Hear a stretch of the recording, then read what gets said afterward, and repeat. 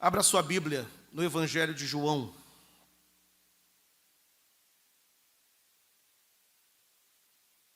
Evangelho de João, capítulo de número 2.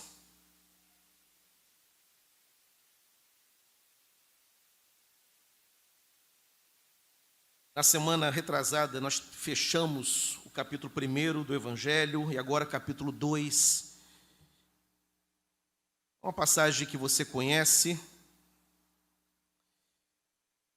Para aqueles que não estão tão familiarizados, que seja bênção, e para aqueles que já conhecem bem esse texto, que o Senhor possa falar novamente e renovar a tua esperança e a tua experiência com Ele. Diz assim, a partir do verso 1: 3 dias depois houve um casamento em Caná da Galileia, achando-se ali a mãe de Jesus. Jesus também foi convidado com seus discípulos para o casamento. Tendo acabado o vinho, a mãe de Jesus lhe disse: eles não têm mais vinho. Mas Jesus lhe disse: mulher, que tenho eu contigo? Ainda não é chegada a minha hora. Então ela falou aos serventes: fazei tudo quanto ele vos disser. Estavam ali 6 talhas de pedra, que os judeus usavam para as purificações, e cada um levava 2 ou 3 metretas. Jesus lhes disse: enchei de água as talhas, e eles as encheram totalmente. Então lhes determinou: tirai agora e levai ao mestre-sala. E assim eles o fizeram. Tendo o mestre-sala provado a água transformada em vinho, não sabendo de onde viera, se bem que o sabiam os serventes que haviam tirado a água, chamou então o noivo e lhe disse: todos costumam pôr primeiro o bom vinho, e quando já beberam fartamente, servem o inferior. Tu, porém, guardastes o bom vinho até agora.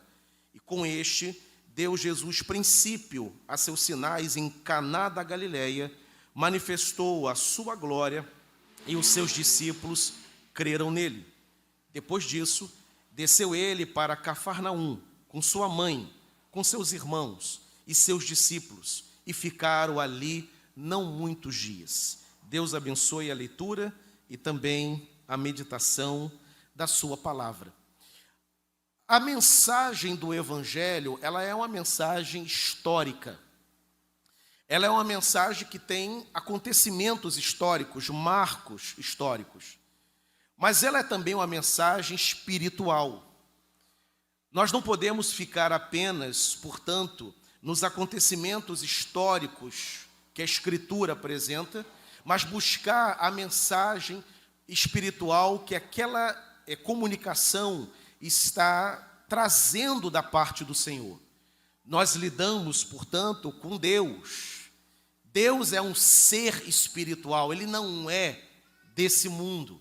Eu gosto da definição de Karl Barth, o teólogo suíço. Deus é o totalmente outro. Deus é absoluta transcendência. Ele é outro, de outra natureza, não é igual a nós.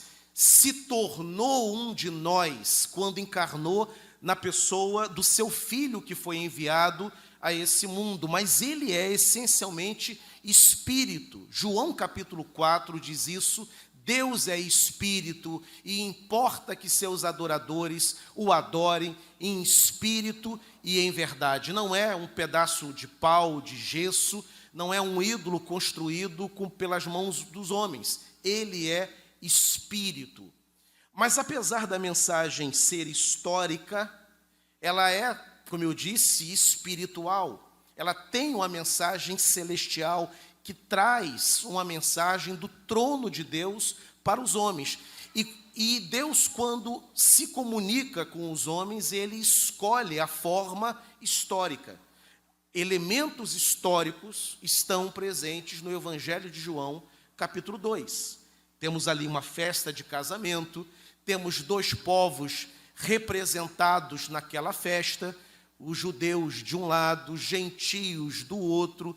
Tem as talhas cheias de águas, e essas talhas eram colocadas no interior das residências porque ela tinha dois objetivos. Primeiro, te purificar, você que vinha da rua, dos desertos empoeirados, e você praticava ali a sua higiene, afinal de contas, você está vindo da rua e vai entrar na residência de uma pessoa, vai entrar num lugar onde tem uma celebração.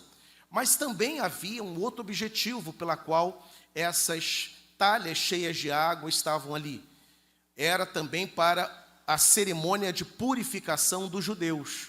Os judeus, para terem contato com os gentios, com aqueles que não eram judeus, eles precisavam se purificar. Era uma exigência da lei. E, portanto, um judeu entrava, se purificava, eram pias para uma cerimônia religiosa típica judaica. Os elementos históricos estão ali. Também é histórico que o vinho acaba, também é histórico que Jesus transforma a água em vinho. Como é histórico também os tais 3 dias mencionados propositalmente no início do Evangelho. E esses 3 dias são mencionados e em mensagens anteriores eu já expliquei. A celebração judaica durava 7 dias, diferentemente da nossa. Um aniversário, uma festa no Brasil dos tempos presentes dura algumas horas. Começa às 18, 19 horas, vai até às 11, vai até a meia-noite. A celebração judaica eram 7 dias. E quando João, de forma proposital, ele informa que no terceiro dia o vinho acaba, em outras palavras, ele está evidenciando um grande problema.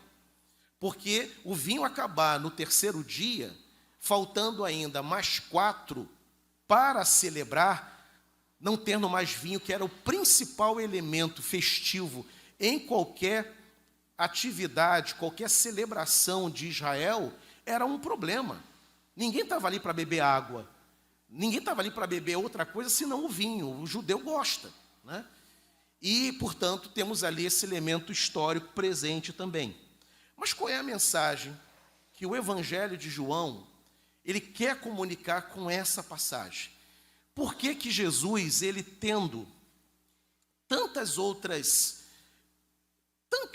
milagres, talvez mais contundentes para promover, o milagre de, por exemplo, curar um enfermo, por que Jesus não principia, não inicia o seu ministério público com sinais e prodígios, curando um enfermo?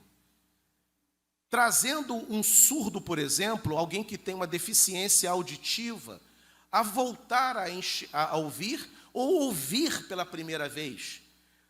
Por que ele não recuperou a vista de um cego? Por que Jesus opta em pegar talhas cheias de água e transformar em vinho? E não foi somente em função da celebração de casamento ali. Não foi só em função de atender uma demanda que lhe aparece. Existem, inclusive, aplicações muito afetuosas acerca dessa passagem, mas eu posso lhes assegurar que a mensagem do Evangelho, capítulo 2, o Evangelho de João, não está tratando de casamento, não trata sequer de restauração. Já ouvi pregações que usavam o vinho como um símbolo de uma restauração. O vinho acabou, a água é transformada, então, assim como o Senhor transformou a água em vinho, restaurou aquele elemento, assim também o Senhor vai restaurar.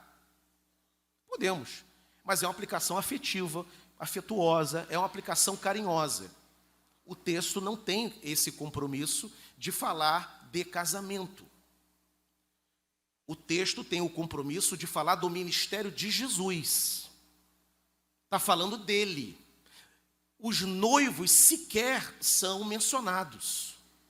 Existem, inclusive, algumas propostas muito interessantes de quem eram esses noivos. Alguns acreditam que eram parentes de Jesus, por isso que Maria é mencionada. Interessante. Alguns dizem que era o jovem evangelista Marcos, João Marcos, talvez o casamento dele. Mas não há no texto a preocupação de identificar o casal. Por quê? Porque casamento não é o tema do Evangelho de João, capítulo 2. Restauração de alegria também não é o objetivo principal, é uma inferência, é um desdobramento, é uma aplicação que podemos fazer. A proposta é outra. A proposta é mais solene, ela é mais poderosa, ela é mais contundente. Por isso que Jesus escolhe esse milagre para dar início aos seus sinais messiânicos. Ele está ali para poder revelar a sua glória, principalmente para os de casa, porque diz o texto de João, que quando o milagre acontece, os seus discípulos creram nele. Jesus está chamando, primeiramente, os mais de perto, como seus parentes, como sua mãe, e os discípulos mencionados no capítulo anterior, o capítulo 1, e André já foi mencionado no primeiro capítulo. Natanael, Filipe e Pedro. Já tem 4 discípulos acompanhando Jesus. Diz o texto que após aquela manifestação, os discípulos creram no Senhor. Ele escolhe aquele momento para principiar seus sinais, principalmente para aqueles do seu núcleo de convívio mais próximo. E depois outros vão ser alcançados pela palavra messiânica que ele vai compartilhar a partir daquele momento. O que podemos aprender com o Evangelho de João, capítulo 2? Primeiramente, Deus está no meio dos homens. E isso era de uma verdade absolutamente clara que Jesus estava comunicando, porque os judeus tinham uma ideia de que Deus ele era achado sim nas orações, ele poderia ser procurado, ele era alvo das intercessões do povo, e se procurado de todo o coração, como diz os Salmos, ele poderia ser achado. Mas havia uma ênfase muito grande no lugar, no templo, no lugar em que eu me desloco da minha casa para encontrá-lo. E quando eu chego lá no templo, é o sumo sacerdote que pega o cordeiro e oferece o sacrifício em prol do pecado dos homens. É um Deus em que eu vou até ele. Agora, o Evangelho apresenta um Deus que anda em nosso meio, um Deus que veio, que deixou a sua glória e se estabeleceu no meio dos homens. João já disse no capítulo anterior, o Verbo se fez carne, habitou entre nós, vimos a sua glória, como a glória do unigênito do Pai. Deus está no nosso meio. E isso era para o judeu motivo de extrema alegria. O vinho está aí como um representante, como um símbolo dessa alegria. Ele está ali. Ele não está só na glória. Ele não está só assentado no seu alto e sublime trono, mas ele também veio ao encontro dos homens e se aproximou dos pecadores. É muito comum nós que somos servos do Senhor, e até aquele que não tem nenhuma caminhada com o Senhor ainda, se considerar tão pequeno, tão falho, tão miserável, que se enxerga distante de Deus, como se o Senhor não tivesse nenhum interesse por ele. Ainda hoje eu ouvi algo parecido, um irmão falando de como que Deus tem o usado, como ele tem tido experiências com Deus, e ele mencionou, pastor, às vezes eu nem acredito que tais experiências Deus está me proporcionando, tão pecador, tão falho que eu sou. Mas o Evangelho é essa boa notícia, de que apesar de nós, apesar dos nossos pecados, apesar de tudo aquilo que a gente faz de errado, das nossas falhas, dos nossos erros, Ele decidiu nos amar e decidiu andar em nosso meio. Ele está ali, numa festa de casamento, cercado de pecadores, muitas vezes incompreendido. Houve quem acusou Jesus de ser um beberrão, de ser um comilão, porque ele não era asceta como João Batista o era. João Batista era um cara estranho. As representações de João Batista são bastante curiosas. Ele meio que cabeludo, andando com uma roupa estranha no meio de um deserto, meio radical, aliás, meio não, bastante radical, comendo gafanhoto, mel silvestre, não querendo muito papo, sendo chamado, inclusive, de endemoniado por causa dessa sua postura. Asceta, isolado, sozinho, uma voz que clama no deserto. Jesus não. A acusação que era contra Jesus é que ele era um comilão, um beberrão, amigo de publicanos e amigo de pecadores. E eu quero dizer exatamente isso para você. O Evangelho apresenta um Deus amistoso, um Deus acessível. Por maior que seja a nossa transgressão, por maior que seja a nossa culpa e talvez até o sentimento de culpa, porque se tem uma coisa que destrói a alma humana, é o peso da culpa, principalmente daqueles que são servos de Deus e que por alguma fraqueza momentânea, algum lapso, tombam na caminhada, falham com Deus, transgridem a lei de Deus, cometem um erro. E por mais que eles tenham ouvido e aprendido que Deus é perdoador, ele se tortura, porque apesar da palavra assegurar esse perdão, ele não se apropria do perdão. Ele não dorme mergulhado no perdão, ele não acorda. Irmãos, eu sei o que é receber pessoas que dormiam e acordavam debaixo de sentimento de culpa. Eu conheço a realidade de quem dobra o joelho para orar e tem dificuldade de orar porque não acredita que Deus tenha interesse na oração dele. Eu sei o que é. Eu conheço essa experiência de pessoas que não conseguem orar porque acreditam que Deus não vai ouvi-los, ou que até irá ouvir, mas que decidiu não perdoar. E atravessam tempos e tempos, debaixo de um sentimento de acusação. Olham para Deus e não conseguem enxergar esse Deus amistoso que aparece nas pregações. Ele lê a Escritura e ele lê que Deus é amor, mas ele não é absorvido, o coração dele não é capturado pela ideia do Deus de amor. Ele ouve isso, mas entre ouvir isso e deixar a alma ficar sossegada, nessa certeza, há uma distância imensa. E isso, inclusive, há muita gente que quando ouve uma pregação como essa, o seu sentimento de tortura até aumenta. Porque ele não consegue, ele fica desesperado. O Evangelho, então, é claro. Embora Deus sim seja santo, embora sim Deus não quer que nós erremos, embora assim Deus endireitou as nossas veredas, a graça de Deus nos transformou e nos colocou num caminho bom para andar.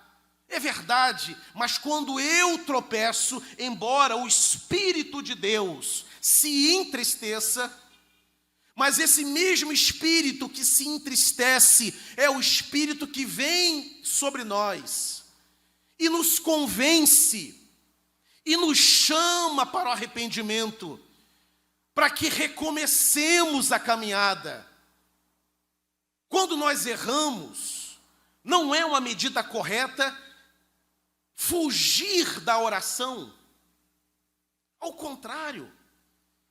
E veja como a graça, e aí, irmãos, permita um pouco de teologia aqui, como eu acho curioso esse negócio de que não há, eu falei isso numa das nossas classes de escola dominical. Não há graça no Antigo Testamento. No Antigo Testamento só tem lei, graça é do Novo. Que ideia equivocada é essa? Você vai lá no primeiro livro do Antigo Testamento, vai lá no livro de Gênesis, é permeado de graça. Adão comete o primeiro grande vacilo, a primeira grande queda. que estraga o negócio todo. E Deus repreende Adão, mas ele vai ao jardim conversar com Adão. Ele chama Adão para uma conversa. E nesse encontro existe ali graça. Nesse encontro existe investimento divino. Nesse encontro entre Deus e Adão está presente interesse de Deus por Adão. Aprenda uma coisa: Deus nunca desiste dos seus. É impossível que Deus te lance no limbo da história. Louvado seja o nome do Senhor.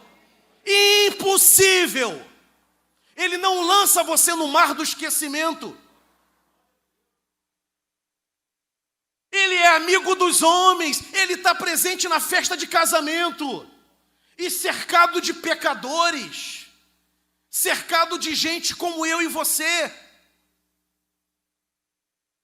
E esse é o Deus que o Evangelho revela, um Deus que ama, um Deus que sorri, um Deus que investe, um Deus que visita, um Deus que acompanha, um Deus presente, um Deus alegre, um Deus que quer nos ver feliz, realizado no caminho dele. Esse é o Senhor. Primeiro milagre de Jesus.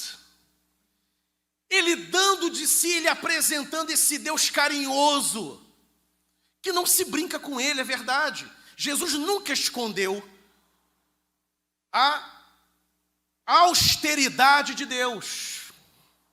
Ele nos ensinou a respeitar o Senhor, a honrar o Senhor. Ele repetiu a lei de Moisés de não tomar o nome do Senhor de Deus em vão.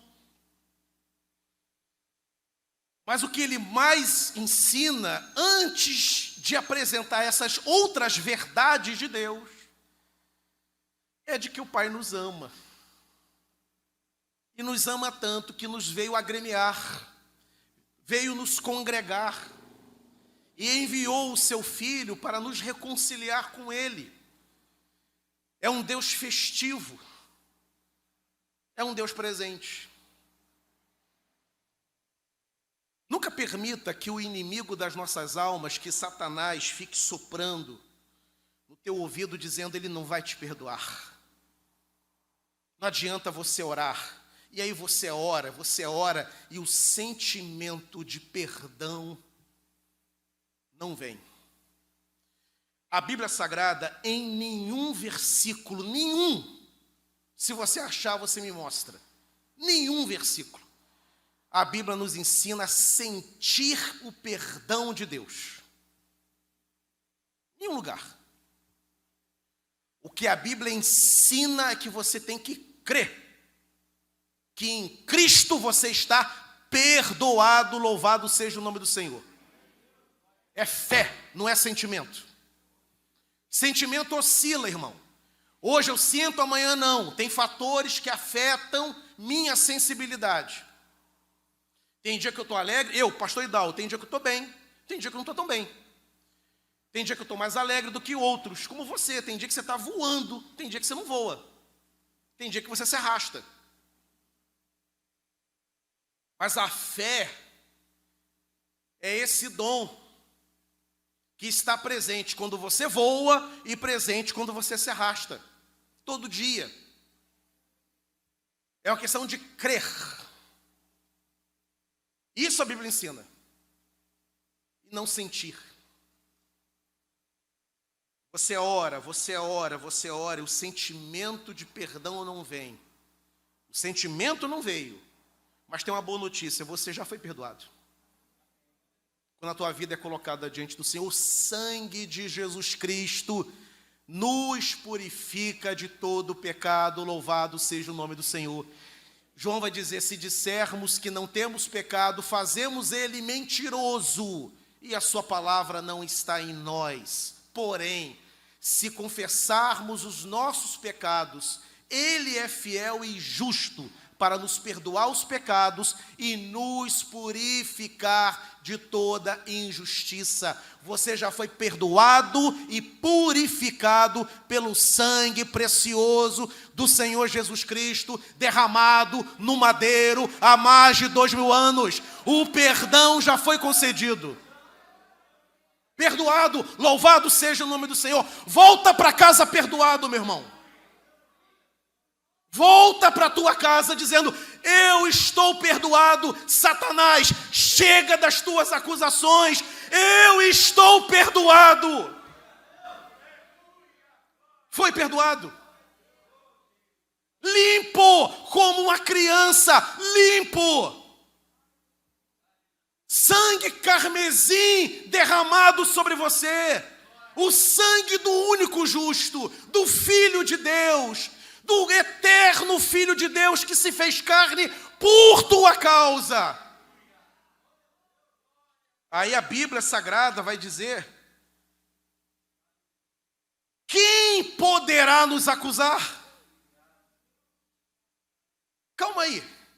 Se Deus, a autoridade última, a instância última, disse que está perdoado e purificado, quem poderá levantar acusação contra você? Nem você pode.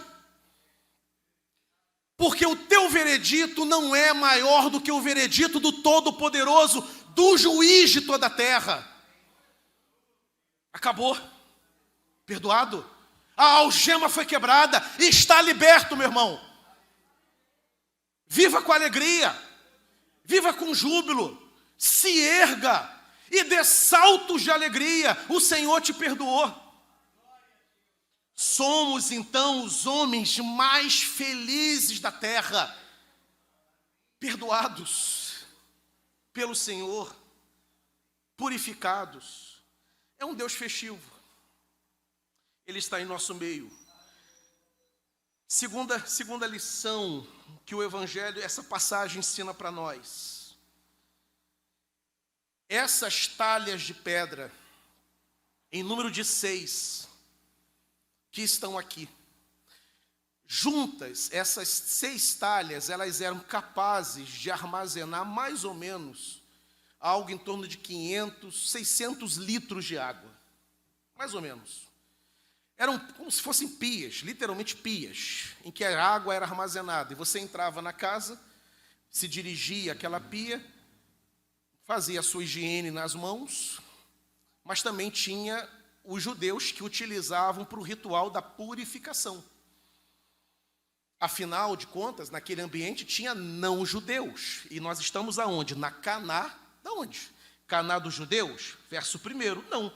Caná da Galileia, Galileia dos gentios. Estava assim, ó, de gentio. Quem são os gentios mesmos? Todo aquele que não é judeu. Se tivesse um japonês ali, o gentio. Se tivesse um tupi-guarani ali, um indígena tupi-guarani, gentio. Se você tivesse ali, brasileiro, gentio. E no outro lado, cheio de judeu. E para poder se relacionar, fazia o ritual da purificação. Se purificou, agora posso interagir. Isso aqui é muito interessante. O vinho acaba. E aí, não tem mais vinho. Terceiro dia, faltam 4 dias. 4. E pelo jeito a família não tinha recursos. Por isso que Maria, de alguma maneira, pede para Jesus. Por isso, a evidência de que fosse um casamento de alguém ligado à família. Não faria sentido essa abordagem de Maria pedindo para Jesus intervir se eles fossem meros convidados. Você, afinal de contas, não importuna um convidado numa festa.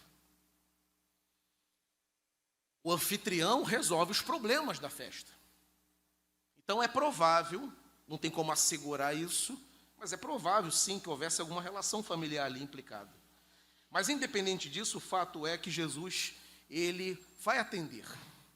Acabou a água, acabou o vinho, não tem problema. Faça o seguinte, encham as talhas de água.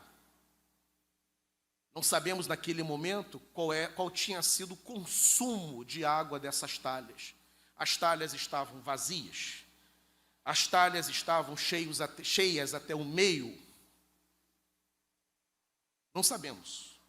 O certo é que algum consumo já tinha acontecido. E ele pede para encher. E quando ele ordena, diz o texto que obedecem à ordem dele e enchem então as talhas de água. E quando repentinamente acontece o milagre da transformação, a água é transformada em vinho, e diz o texto, num vinho de excepcional qualidade. Também veio do Senhor, e tudo que o Senhor faz é com excelência, é bom. A água toda é transformada em vinho, o casamento está, a festa, a celebração, a alegria daquela festa estavam definitivamente garantidas por causa daquele milagre. Mas, como eu disse, podemos fazer uma analogia, como geralmente se faz em encontros de casais, pregações em dias de casamento, e falar da alegria do casamento que termina e Deus restaura. Sim, podemos, não tem nenhum problema. Até porque Ele restaura isso mesmo. Só que o texto não está falando disso. O milagre que o Senhor realiza aqui, é evidentemente que garantir a alegria do casamento foi algo extraordinário, foi uma bondade de Deus. Mas tem uma outra mensagem mais contundente aqui. De um lado, judeus. De outro lado, gentios. Embora no mesmo ambiente, separados. E o elemento que marcava a separação eram as talhas cheias de água. As águas purificadoras que marcavam, que delimitavam judeus de um lado, gentios do outro. O que Jesus faz? Ele faz desaparecer o elemento que marca a separação, que era a água, símbolo da religião judaica, e ele transforma esse elemento que marca a separação num elemento que marca a comunhão, que marca a união, que marca a alegria, que marca a celebração, que é o vinho. O que Jesus está comunicando, por isso que João vai dizer, por meio desse milagre, deu Jesus início à sua messianidade. O que Jesus está mostrando para aqueles irmãos que estavam ali? Até ali, dois povos existiam: judeus, gentios. Judeus de um lado, gentios de outro. Que para interagir tem que o judeu se purificar. Mas agora, diante do Filho de Deus, não há mais dois povos. Agora, diante do Filho de Deus, só há um povo. Um povo que se chama pelo seu nome. Um povo que declara o senhorio de Cristo. Não há mais judeus e gentios diante do Senhor, só há agora filhos de Deus diante do Senhor. A religião, de maneira geral, ela é excludente. O evangelho não, o evangelho é convidativo. A religião separa, o evangelho inclui.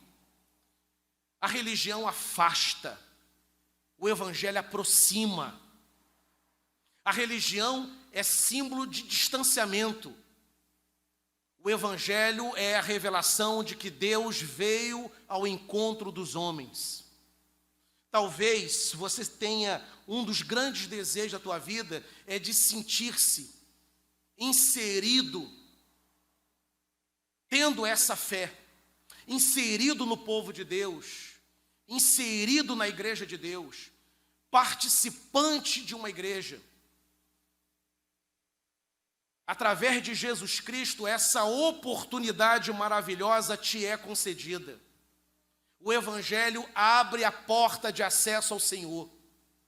Jesus se apresentou aos homens como o único caminho, a verdade e a vida.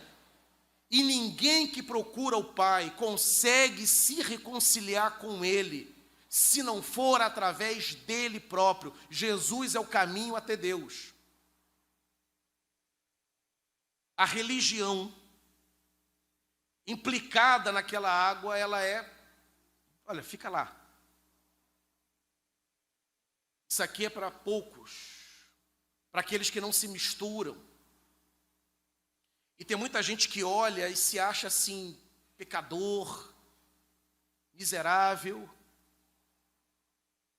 Eu lembro, irmãos, eu lembro das primeiras vezes em que eu vi uma oração pública na igreja. Eu lembro do pensamento que atravessou minha mente, eu nunca vou orar desse jeito. Eu lembro de uma irmã, eu lembro de um culto que eu fui com um grupo de amigos, eu tinha 19, 20, 21 anos de idade no máximo. Eu lembro de uma irmã na PIB de Trindade, Primeira Igreja Batista de Trindade, ela orando, a intimidade que ela tinha com Deus. Eu falei, eu nunca vou conseguir orar como essa mulher está orando, como essa irmã está orando. Tal a distância que eu tinha daquela mentalidade, daquela vida que aquelas pessoas aparentavam ter. Que vem, eu faço 30 anos, já falei isso algumas vezes, de fé cristã. Eu estou atrás de um púlpito, eu estou pregando a palavra. Como que Deus transforma a vida da gente? Meu querido, se você se acha miserável, pecador, deixa eu falar uma coisa para você. Você está no caminho certo e na posição certa. Como Deus ama aqueles que se veem, se enxergam, se reconhecem pecadores e falhos. Uma boa notícia para você, diz a Escritura Sagrada, o coração contrito, Deus não resiste. Deus se alegra daquele que se vê pecador. A Bíblia Sagrada, os Evangelhos apresentam 2 homens orando, Senhor, graças te dou, porque eu não sou como esses aqui, que fazem isso e aquilo. Eu pago o meu dízimo, eu congrego, eu frequento. E a própria Escritura Sagrada revela um segundo homem que faz a seguinte oração, Senhor, tem misericórdia de mim, o pecador. Aí Jesus, ele vai inquirir os ouvintes, dizendo, qual dos 2 vocês acreditam que voltou para casa justificado? O primeiro ou o segundo, que se vê pecador? Se você chora pelos seus pecados, se você se vê fora da presença do Senhor, e isso arde no teu coração, isso te entristece, você está na presença do Senhor, você está na posição certa, no dia certo, porque Deus é aquele que restaura, e Ele ama aqueles que se veem quebrantados diante dEle. O Evangelho não é excludente. A porta do céu ainda está aberta, um dia será fechada. Mas o livro de Apocalipse, capítulo 4, tem ali a visão que João tem. Ele olha para o céu numa visão gloriosa e diz a palavra que ele vê uma porta no céu e a porta estava aberta. A porta está aberta. A casa de Deus mantém as suas portas abertas. E hoje pode ser o dia da sua inclusão, da reconciliação e de se tornar também participante do povo dele. Você hoje pode voltar para casa, sendo você também hoje povo de Deus. Não mais gentios e judeus, mas um único povo, que se chama pelo nome dele. E há uma terceira e última lição. Diz o texto que Jesus principiou seus milagres em Caná da Galileia, os seus discípulos creram nele e que manifestou a sua glória. O milagre a bondade, as operações da graça de Deus, elas nos fazem bem. Ter experiência com Deus nos faz bem. Ser alcançado pelo Senhor, ser abençoado pelo Senhor nos faz bem. Porém, o alvo das operações é sempre a glória de Deus. Deus é glorificado na cura, Ele é glorificado na conversão, Ele é glorificado no filho que volta para casa, Ele é glorificado no casamento restaurado, Ele é glorificado no desviado que recupera as suas forças. Ele nos faz bem, mas o que Ele faz é por causa da sua própria glória. Ao te abençoar, Deus está glorificando o nome dEle. E eu quero dizer para você, Deus quer glorificar o nome dEle nessa noite. Ele quer glorificar o nome dEle. E por isso Ele te trouxe aqui para te abençoar. E na bênção concedida, você sairá alegre. Ele vai conceder o que você pede, mas Ele também será glorificado. Louvores, reconhecimento, gratidão, corações abertos, tudo isso honra e glorifica o nome do Senhor. Que seja essa a noite da tua bênção e a noite em que você, com os teus lábios, vai dar glórias a Deus Pai. Louvado seja o nome do Senhor.